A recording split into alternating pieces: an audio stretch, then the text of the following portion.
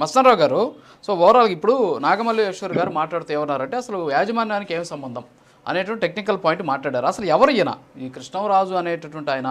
అంటే బహుశా మీరు కూడా అనలిస్టు, మీరు కూడా చాలా అపారమైనటువంటి అనుభవం ఉన్నటువంటి గతంలో జర్నలిస్ట్గా కూడా పనిచేసినటువంటి పరిస్థితి ఉంది మీకు. సో ఈయన మీకు తెలిసి అసలు ఎవరు ఈయన కృష్ణరాజు గారు ఎవరు? నిజంగానే ఆయన జర్నలిస్టా, లేకపోతే అనలిస్టా, లేకపోతే వైఎస్ఆర్ కాంగ్రెస్ పార్టీతో ఏమన్నా అనుబంధం ఉందా? సో నాకైతే కొంత సమాచారం ఉంది, మీకు చెప్తే ఇందాం అనేసి.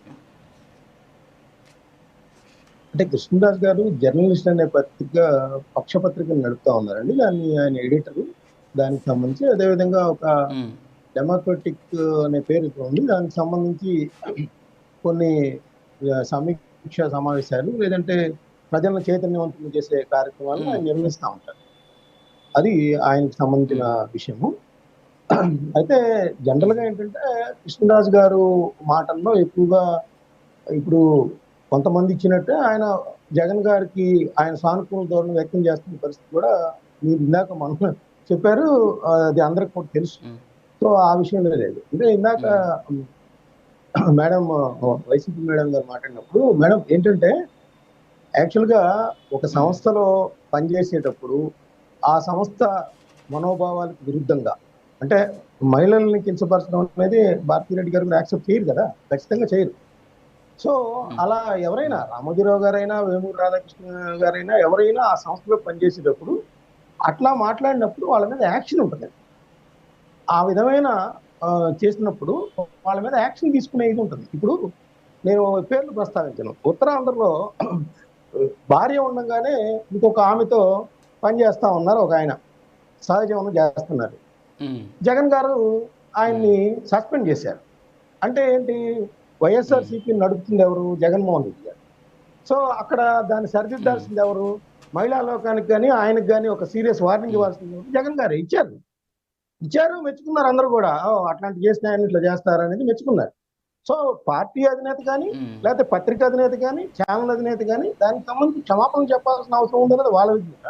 కానీ ఆ కన్సర్న్ పర్సన్స్ ఎవరైతే ఉన్నారో, అంతెందుకు సాక్షి పత్రికలో గతంలో ఒక మతానికి సంబంధించి అత్యున్నతమైన ప్రవక్త సిగరెట్ కాలుస్తున్నట్టుగా వస్తే వెంటనే కన్సర్న్ పర్సన్ ని తొలగించేశారు ఉద్యోగం నుంచి.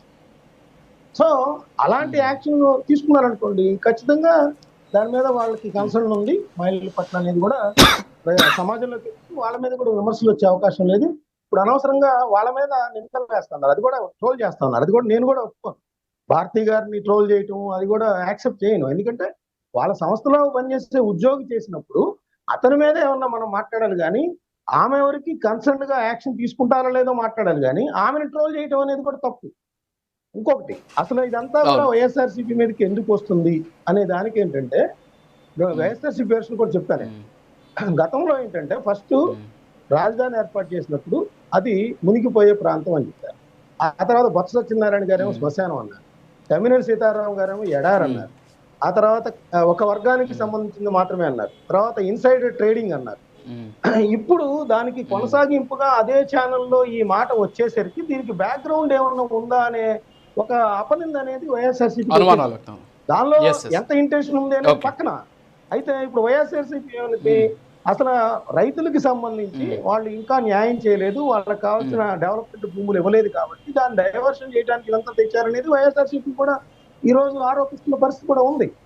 సో అవన్నీ ఎట్లా ఉన్నా కూడా ఒక ప్రాంతానికి సంబంధించిన మహిళలందరికీ సంబంధించి అతను వ్యాఖ్యానించారు కాబట్టి దాన్ని ఖచ్చితంగా ఖండించాలి.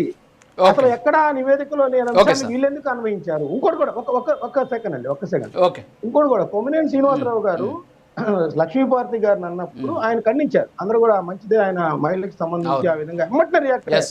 మీ ఇంట్లో ఆడవాళ్ళు లేరా అన్నారు. ఆయన ఎవరు భీమవరం నుంచి రాజు అనే ఫోన్ చేసి. అయితే ఆయన కొనసాగింపుగా సంబంధం లేని పవన్ కళ్యాణ్ గారిని కూడా తెచ్చారు. మీకు తెలిసిన ఆయన మూడు పెళ్లిళ్ళు చేసుకోలేదా? అసలు అవన్నీ ఎందుకు అంటే, అప్పుడు కొమ్మినేని శ్రీనివాసరావు గారు కూడా ఒక పార్టీకి ప్రాతినిధ్యం వహించేలాగా ఆయన సీనియర్ మోస్ట్ జర్నలిస్ట్ అయ్యండి, అక్కడ ప్రస్తావన లేని పవన్ కళ్యాణ్ ఎందుకు తెచ్చారు? సో ఆయన మీద కూడా అపవాదం వచ్చే అవకాశాలు ఉన్నాయి. మరి ఆయన కూడా సీనియర్ మోస్ట్ మా పోవటం అని చెప్తా ఉంటారు అన్నప్పుడు ఆయన కూడా సరి చేసుకోవాల్సిన అవసరం ఉంది.